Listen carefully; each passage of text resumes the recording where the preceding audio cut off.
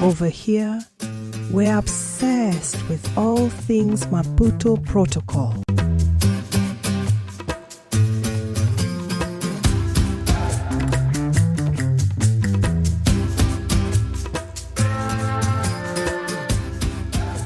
This is the podcast where we discuss all things Maputo Protocol. I'm Grace Marwa-Pattison, and on behalf of the Solidarity for African Women's Rights Coalition, welcome back to our series on advocacy, coalition building, and transformative feminist action to end violence against women.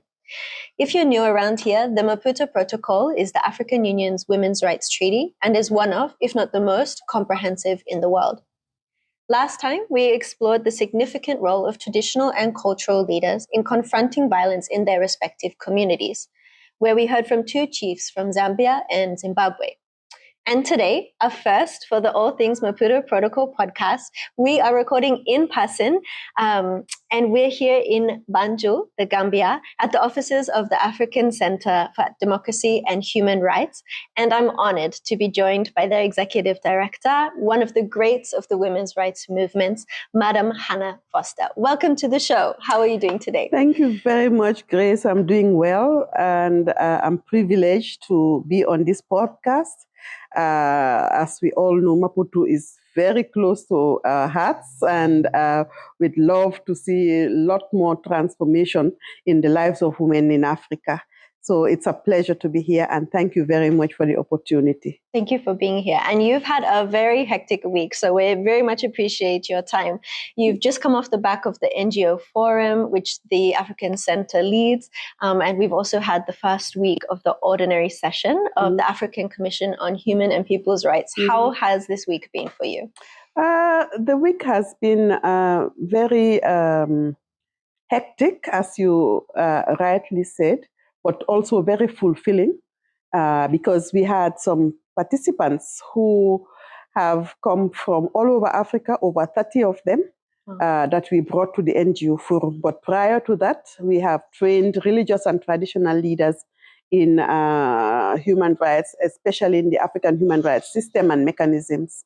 And it's very interesting to note that most of them, if not all, 99.9% of them, have never heard about the African Charter. They've never heard about the African Commission. They've never engaged with the system. So it was like, after working for over 35 or more years, there are still people who don't know about the Charter, don't know even about the Maputo Protocol and what good news it brings for African women. So, yes, it's been a fulfilling week because most of them were able to bring them to the training, take them to the forum of NGOs where their network has been broadened and widened.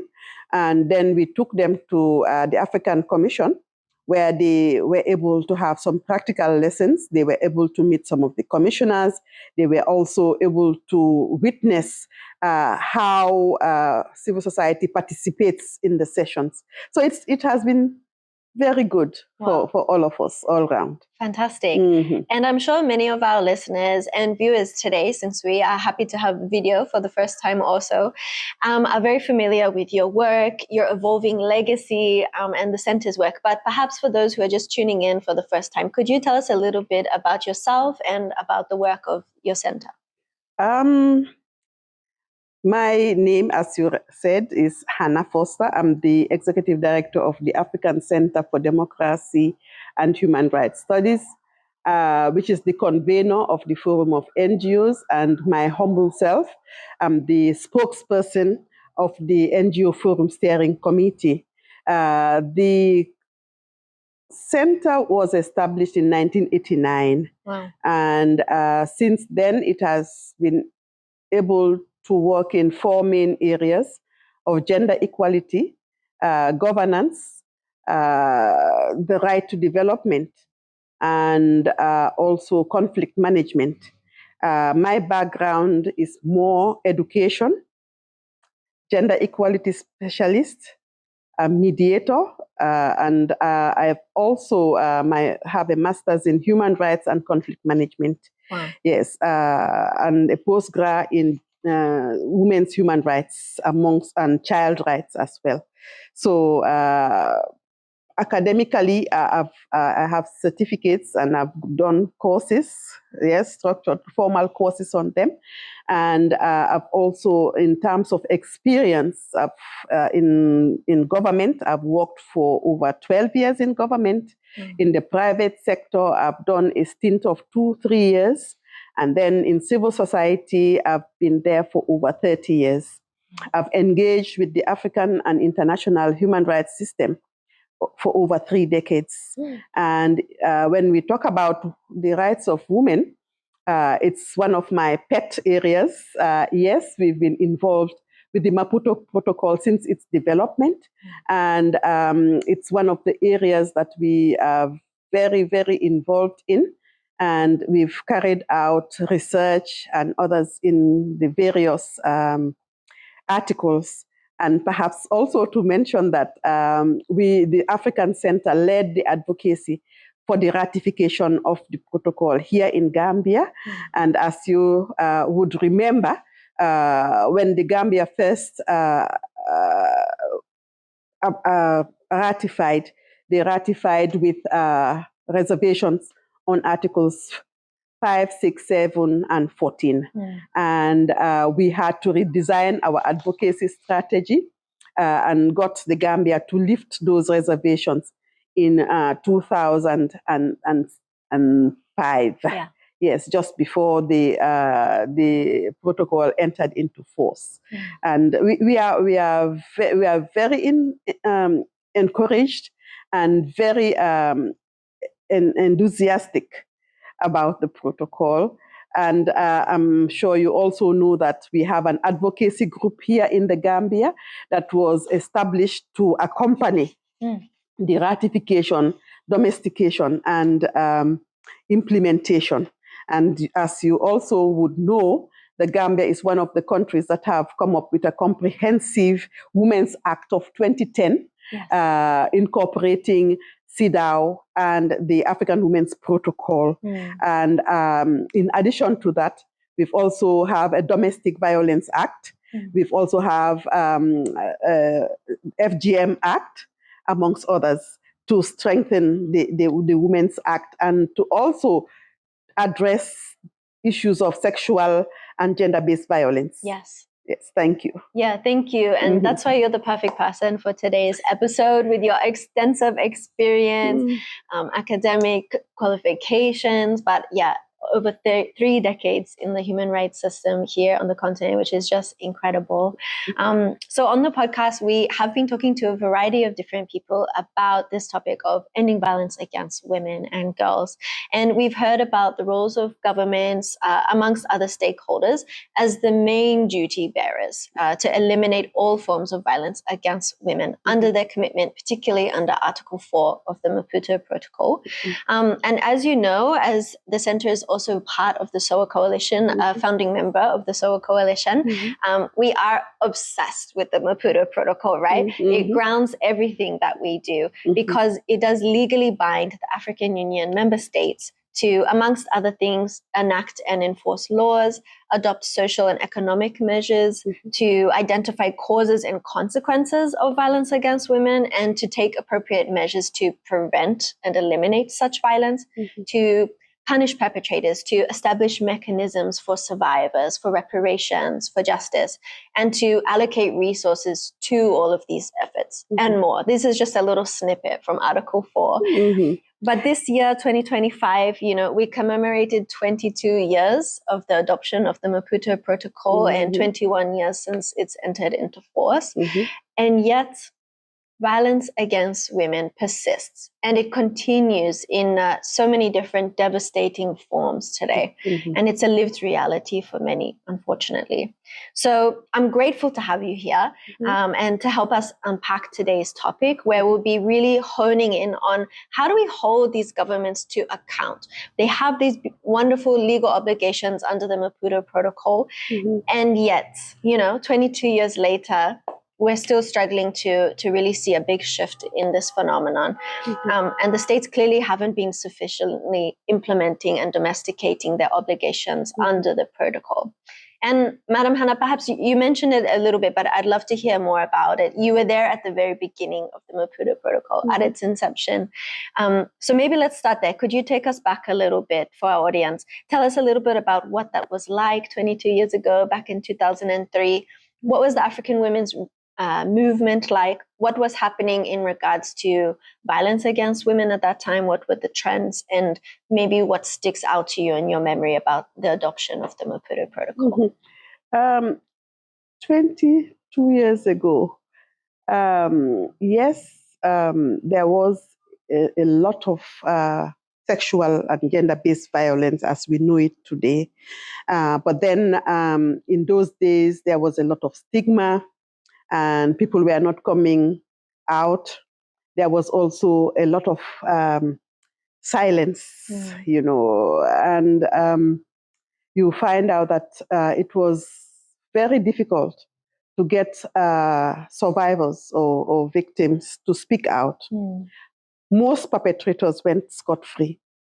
And you would find out that even some of the women human rights defenders who were working on trying to eliminate, you find out that it was quite a challenge because most people don't talk about it. It was like taboo in most of our environments. But then during these 22 years, and the Maputo Protocol has opened the floodgates. We've gotten a lot of people who are not even bothered by the stigma and have come out and unmask this sexual and gender-based violence, which is killing them. Some of them victims or survivors of domestic violence. We've seen so many cases. And sometimes one would say that even the perpetrators at some point, they over-gambled because they thought that, yes, they would do it and get away with it. And some of them have been very disappointed. Yes, as you rightly say, governments have tried. And sometimes you find out the greatest perpetrators work in government. Yes, although there are some cases by non-state actors. But basically, yes, we all agree that the state is has the main responsibility to ensure that the provisions are implemented. And if you follow the states forum that was held here in Gambia, 19th to 20th of October, that was also something the states agreed that one of their greatest challenges is making sure that implementation does take place. But implementation remains a challenge. You will even see that some of the decisions that the African Commission makes, it's quite challenging to get some of the states to implement those decisions or those concluding observations.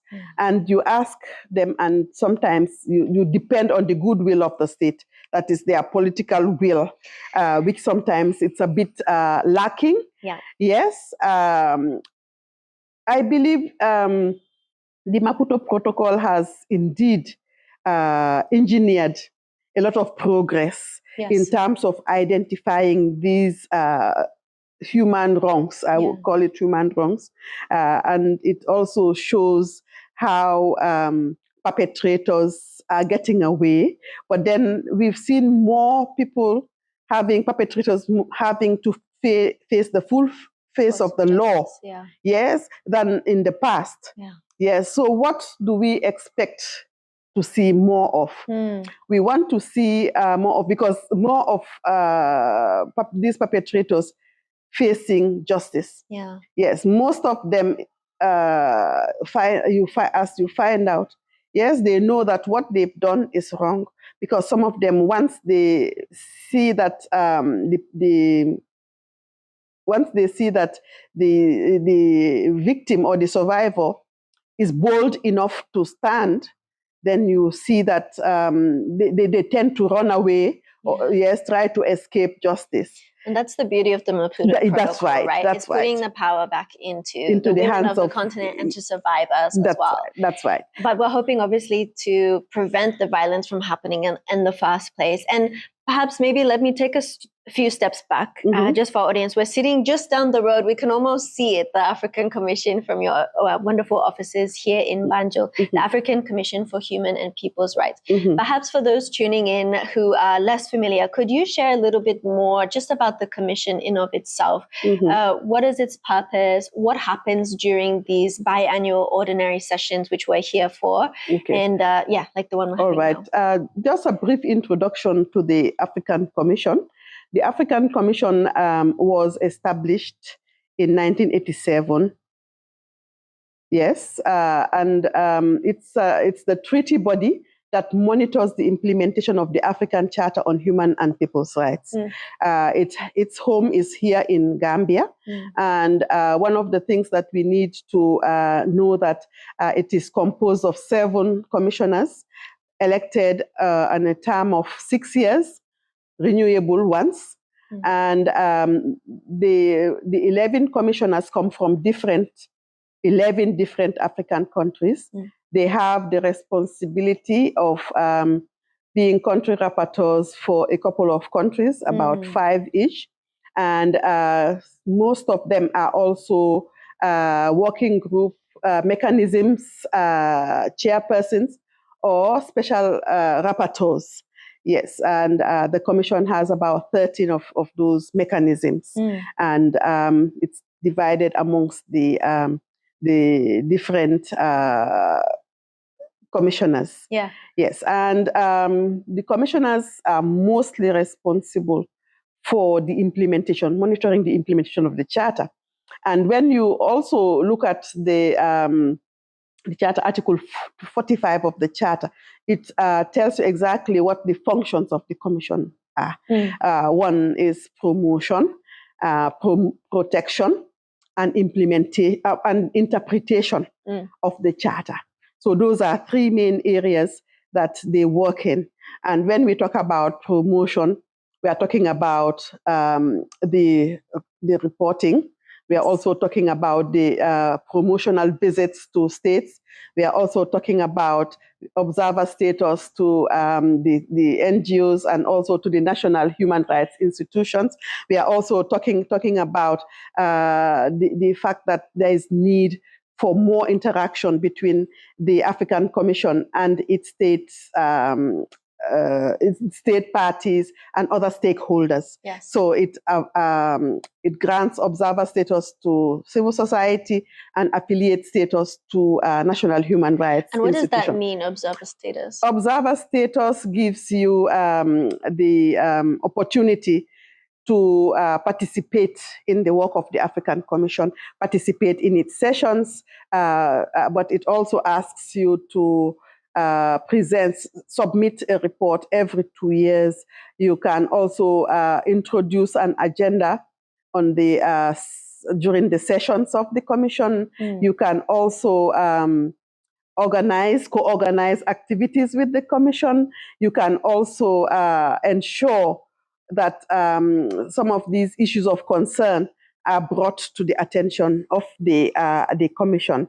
And for affiliate status, national human rights institutions come into being as a result of an act of parliament from the state country that they come from. And it also gives them a lot of advantages in terms of being able to engage with states. It also gives them the opportunity to be able to work with civil society, and because they are backed by by law of the country, sometimes it's in the constitution, sometimes it has a separate law. You find out that it also is in a position to negotiate with government. It is supposed to be independent and set up according to the Paris principles, but then sometimes there are challenges in terms of their independence. But I must confess that a good number of them have grade A when it comes to at the Global Alliance for National Human Rights Institutions.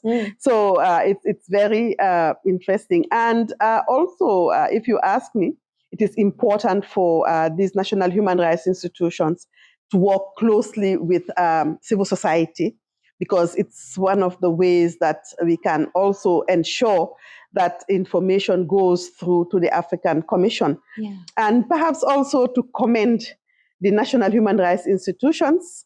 They have a great membership at the level of the African Commission. I think there are about 40 of them.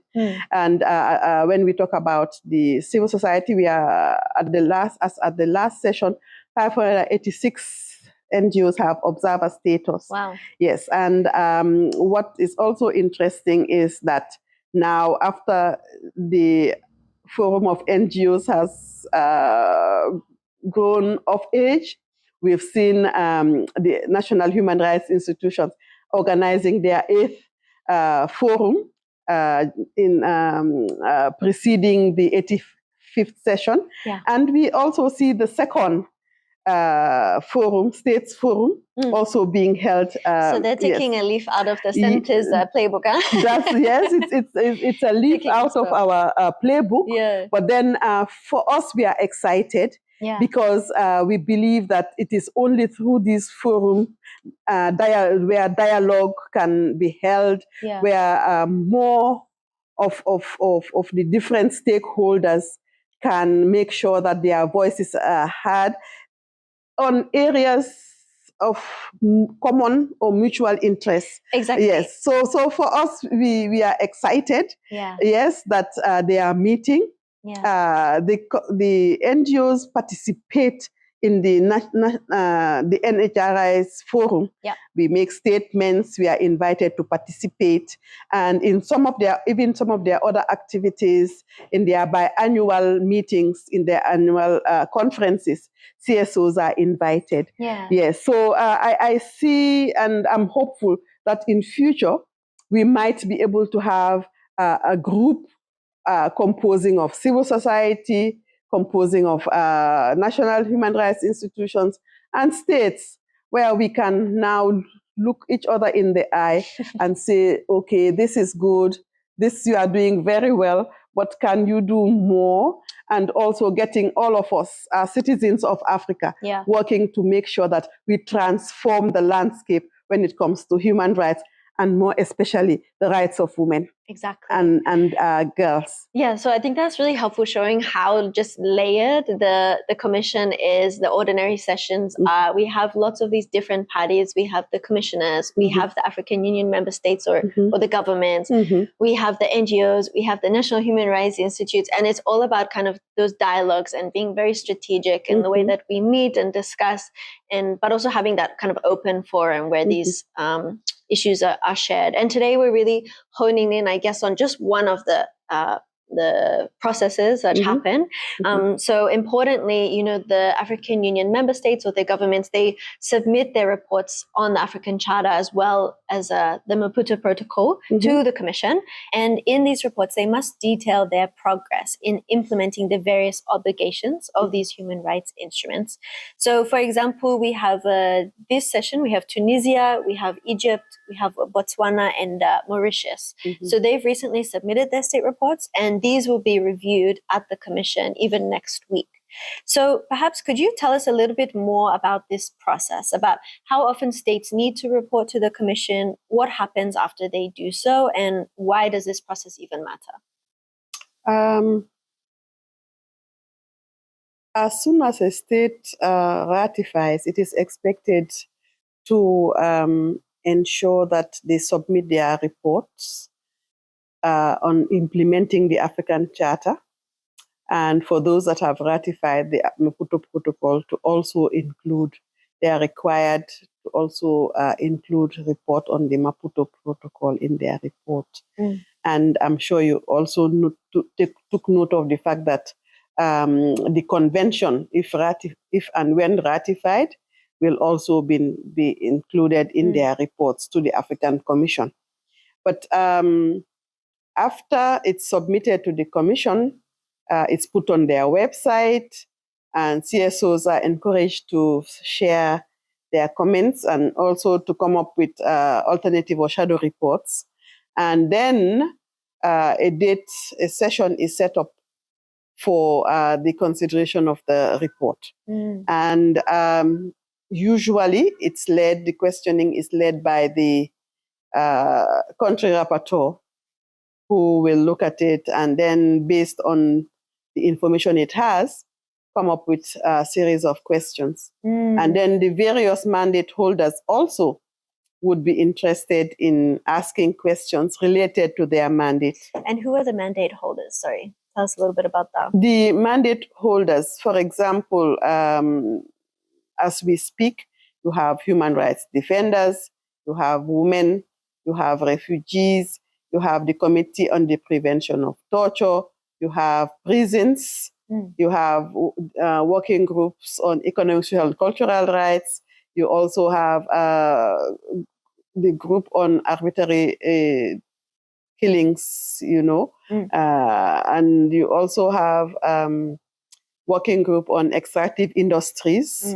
You also have indigenous peoples, a whole lot of them. Yes, so they will be picking on the issues that relate to their own mandate. So in a way, it's not really a grilling, but it's actually like, okay, you reported on this, and I have some follow-up questions. That's right. Yeah. So usually they will be invited. It is led by the chair with the mandate, the country rapporteur. Yes. Yes, leading the process. Yeah, fantastic. Yes, and then after they've been able to finish and the questions are asked, sometimes they give them a break and then they go and work on the questions. Yeah. And then they come back.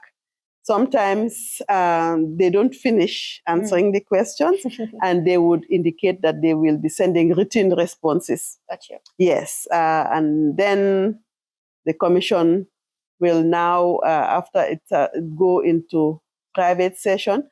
And during that private session, they will now come to conclusion about the issues that were raised, concluding observations. Which are then which have recommendations, yes, which are sent and they are published. Fantastic. Yes, and once they are published, you also see a role for civil society to monitor the implementation of those recommendations. Right. Yes, and that's why you find out, I don't know, in one of the panels I said that's why it's always important when civil society are working on their shadow reporting or whatever, it's always important that they have a core group of experts working with them.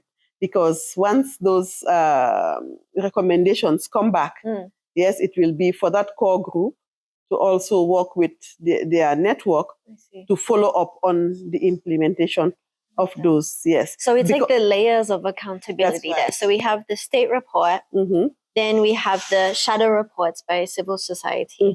We have the hearings at the commission where they're asked questions by the people of different mandates, and which is led by the country rapporteur. Then we hear that further, maybe there's some written responses by the states or the live ones in the session. Then they have the private session.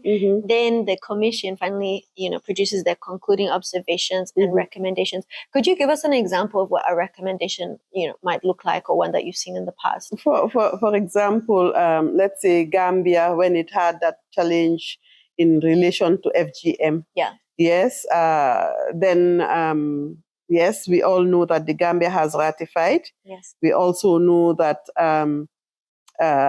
it's important to implement, because if you see after 10 years, a group trying to overturn the responsibility of the Gambia. Perhaps it's because the activists or whoever, or the Gambia government itself have lapsed in their responsibility to implement or enforce. Right. Yes. So then you find out that once they are preparing, it's something that they might recommend that they enforce and ensure that the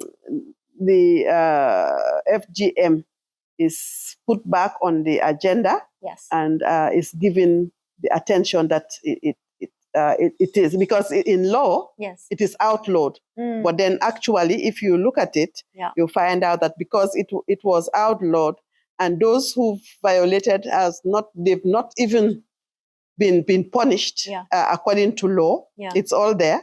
So now we want them to give more attention to enforcement of the law. And I think that's really at the crux of this issue, right? Like, we have the wonderful charter, we have our favorite, the Maputo Protocol. Then these get domesticated into national laws. But now is that the gap between that and implementation and actually changing the lived realities and reducing rates of violence, reducing rates of FGM, for example. And also it would be important to bring out the fact that it depends on whether they are part of monetism or dualism. Yes, because for some of the states, you have, especially the French-speaking, once they ratify it, and you find out that it's also domestic law. Right. Yes, and what for according the English, to the various what for the English, Parliament has to ratify it and then get the president to say, "Oh yes, I'm in support." Yes, and that is the difference between the different ways they apply the law. Yes, it also creates challenges for activists, and it's important that the different activists in various countries know the various, make sure that they are conversant with the processes and what works, what does not work. And be able to work with the government to say, we are still waiting, you've ratified, you are yet to ensure that there is domestication for those that need domestication. For those that don't need domestication, it makes life easy. So you just engage with the government. They say, yes, now implementation, we are waiting, So it's important for us to be conversant with the processes of making sure that the women start enjoying the provisions in the Maputo Protocol. And I guess this is what that episode is about, that we're hoping that, people who are less familiar, I mean, you're an expert and we don't need to, I think there's a lot of people who are aware, but like you said, there's lots of people who aren't even aware that the African Charter exists. And therefore it's hard to take states and make them accountable for these responsibilities when we're not even sure what the responsibilities are in the first place. And I guess this is the key role, I am assuming, of CSOs to really play that role. But it's great that we have the system set up. But speaking of some of those challenges, before we were recording, you were talking about how previously even the state reports were not necessarily public or easily accessible. Could you talk to us about that challenge and how you helped to change that? Initially, there was a time when the state reports were not easily accessible. And this is one of the things that, has been brought to the fore and has changed over those 22 years of the Maputo Protocol, because then you don't even get to see the report to know whether it's true or not. And some of the things that happen is that you even bring survivors of some of these violations and arrange a meeting with the country rapporteur to say, this person is from this. And when we talk about women whose personal law is affected, this is somebody, whatever. So perhaps they might even have to now ask the government, you have this law, but how effective is its enforcement? Yes. So there's a lot that we need to do. Yes. And I must confess that even here in the Gambia, we conducted a research on the sensitivity of laws concerning women, particularly in the manifestos and constitutions of political parties. And we looked at the national laws. We also looked at the laws of the political parties. You look at the fact that they take into consideration the fact that gender equality is key. And even some of them go into extremes to say, okay, this is what we expect of this is the space that we've provided for the women. But then you find out that the greatest challenge is implementation. Yes, I even had one of them write personally to the center to find out, okay, how can we ensure that we provide that space that we are talking in our constitution and also in implementing our constitution. So we wrote we wrote back to them. It was very interesting. And yes, but they know what they are supposed to do, because you find out that most of the women are there, and if you don't have a godfather, it's very difficult for you to aspire to higher positions. Yes, and most of them have women's wings. And those women's wings, when you get there, it's a godfather who puts you there. And so there are certain things you will not dare to ask. Yes, when you do this, he's overstepping. Yes, so it's like it's given and not taken. Yes. And human rights is about claiming. Yes. So I think there is a lot of work that needs to be done. But as you mentioned, like even in that challenge of the state's reports not even being public previously, you actually played a role in making sure that those now are uploaded onto the African Commission's website. Could you talk a little bit about that? Yes, now it's loaded onto the website. And then after it's loaded, then they give civil society a period during which they should quickly intervene with their shadow reporting. Yes. Which otherwise, if they are late, then that does not give the legal officer who's analyzing the files the time needed to prepare briefs for the different mandate holders. Right. And I guess let's talk about the shadow reports a little bit more, because we've heard even this week at an event that you were on a panel for. I was joking before that your title should say permanently on a panel. But you were on a panel previously this week talking about the disconnect, between the information that we're seeing in state reports and then in shadow reports produced by CSOs. And, can you talk a little bit about that and why that is important, therefore, that we have the shadow reports? Sometimes when you look at the reports from the states, it gives a glowing picture of what picturesque. Yes, yes, and I don't blame them, because nobody will tell you that my country is hell. Yes. Then you also have CSOs saying the situation of women in country X is something that is deplorable, and give examples and whatever. So it's very important for the state to give a correct picture of what is on ground. Otherwise, you find out that the country rapporteur is left in a position whereby they don't even know which country these people are talking about, because they have so different pictures of what the situation is on the ground. Yes, and for us, we also believe that it is the role of the civil society, because if the state gives a true picture, I don't believe the civil society will make up another situation in those countries. So it's important that civil society has access to the state report Yeah. and be able to say, yes, this is correct. Yes. This is right. Because some in some state reports, you find out that they give correct information. And then you have the civil society saying, yes, this is correct. But this is where we have a problem because this is not correct. Yes. And it's also good for the civil society to also acknowledge where the state has been able to give a true picture of what is on ground.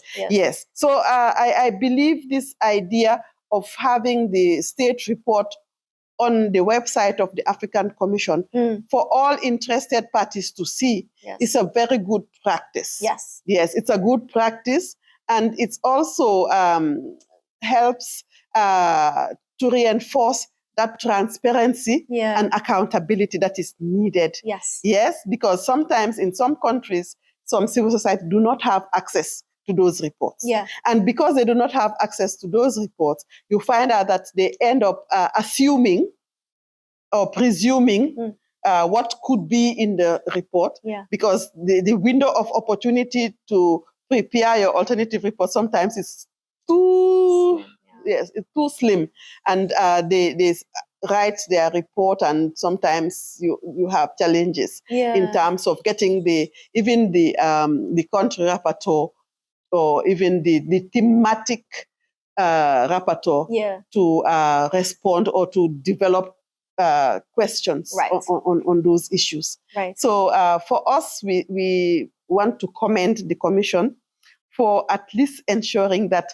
that particular standard is kept, because at the UPR or even the Human Rights Council, you find out that that is what is done, and they have 3 categories of reporting. Yes, and one of them is the reports by civil society. Yes, so I think that is a fair, giving everybody, all parties, a fair chance to tell you what is happening. And when we talk about implementing the African Charter by a particular state, we are also looking at how honest or how true the report is. Yes. Yes. And then you also, when the shadow report or the alternative report raises certain issues, and those issues are reflected in some of the questions that are asked, you will know whether it's true or not, sometimes even by the way they either brush off the response or even ignore it for that purpose. Yes, so it's also, for us, we believe that the alternative reports are very important. And perhaps I also want to say something that the difference between the Human Rights Council reporting of state reporting of the UPR and things, and also compared to that of the African Commission. For them, usually they would have, they would proffer technical assistance. But then I want to say that that does not happen at the level of the regional system. Yes, there is no provision for technical assistance. Yes, I think if there was provision for technical assistance, then that would also be helpful for them to be more, give a more realistic picture of what is happening. Yes, because then you will be inclined to be more realistic in your reporting, knowing that in areas that you've fallen short, the institution will provide that technical assistance you need to be able to do A, B, C, D, E, F. Yes. So I guess now if we're talking about if the system works as it is designed, right? If we follow all these due processes and we get there, that is actually a great process of accountability, one, but then also bridging that and transparency and bridging that gap between having these things on paper and actually seeing change on the ground. Right. So at its best, it's a good system. But as we know, there are some challenges in achieving that vision, in really actualizing the system as it's meant to be. And you've already mentioned some of those.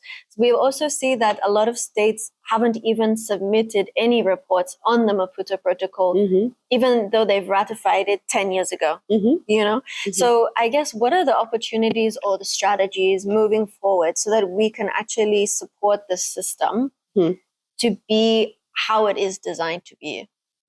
I think one of the things that we might need to do is to go through all of the states that have ratified and look at how many of them have actually sent in their report on the Maputo Protocol, how many are outstanding, and what might be their challenges in not being able to send their reports on time, whether it's because they need technical assistance to prepare the report. Because one thing that has always come up is the fact that in some of these states, you do not have the capacity to prepare the reports. And in some of them, they do have the capacity, but there is a high turnover of staff that have the capacity. Yes, or like when we see a change of government, we see a change of That's right. So perhaps if SOAWR or its partners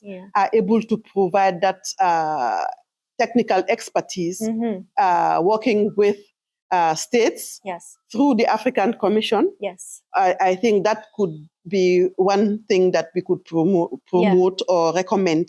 Yes, and help working with states because we are not working in competition. We are working in complementarity. Exactly. Yes, and also I'm sure with the states they want to see a better state of affairs when it concerns women and girls. Yes, because all these states, they are part of the SDGs, implementation of the SDGs 2030, where you leave no one behind.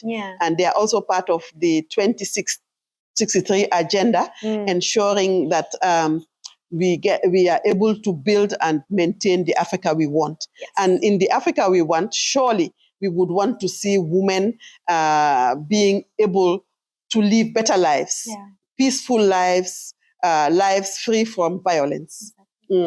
Yes, and I think that's something that gets lost often, is that it's in the state's own interest to reduce violence against women. That's right. And I think often another challenge that we're seeing is the lack of allocation of resources, both to then, talking about capacity to report, but then also in of itself, we talk about SDGs. SDG 5 is one of the least proportionally, goal with the least proportional budget allocations by governments. We know that.